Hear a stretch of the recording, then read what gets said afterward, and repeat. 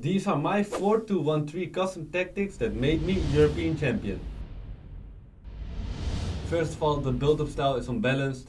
Then we go to the depth. Many people thought it was 95, but it was actually 70. Then we go to the instructions and roles on our players. The goalkeeper is just on goalkeeper, nothing special at all. I don't know if it makes sense to put him on sweeper keeper or not. Then we go to the right and left back. My right and left back are both on fullback and defend. I think defend is a very important instruction to give on your fullbacks because it makes defend a little bit easier. They are closer to the center backs, so that's why I have them on defend. My two center backs are on defender and defend, just basic, don't change it at all. My both CDMs I have on deep line playmaker and build up play. It helps a lot with the attack. They join the attack. If you have your CDMs on holding, they stay back, and I don't like that. I like that my CDMs are able to join the attack. My cam is on playmaker balance. My cam is playmaker plus plus, so she makes a lot of good runs in the box, and yeah, she's just the most important position of my team. My left and right winger are on inside forward and roaming. I think inside forward is the best instruction you can give in this formation, because it's so hard for your opponent to defend them. For my cam, it's easy to find those players, and you can just easily, with a tiki-taka playstyle, pass around in the box. My striker is on defense forward and attack, so with a counter attack it's easy to find him. One through ball and he's gone. In this formation, the best attacking thing you can do is to counter attack. It's so easy because your right winger, your left winger and your striker stays on forward, so it's easy to find them in the counter.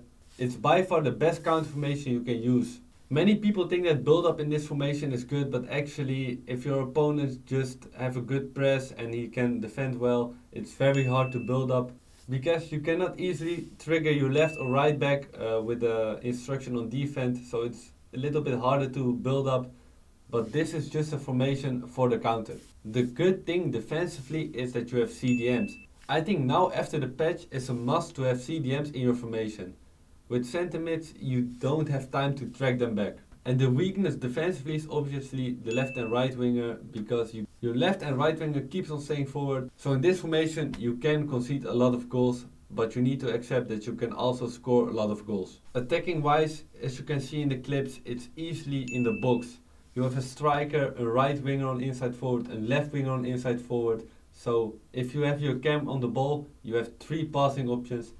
Like I said, it's very hard for your opponent to defend that way. Your opponent cannot cover 3 passing options, so if you make a good choice up front, it's so easy to score goals. If your opponent plays with 3 midfielders, like with a cam and 2 center mids, or like 2 CDMs and a cam, it's very hard to find your own cam in this formation, because like I said, it's hard to trigger your fullbacks when they are on defense. I went unbeaten with this formation, but I conceded a lot of goals, and the reason is that my opponent can build up and he can take his time with his attacks. So for me it's just waiting for the opponent to make a choice, and if he makes a good choice then it's a goal. If you want to copy my tactics, use this code.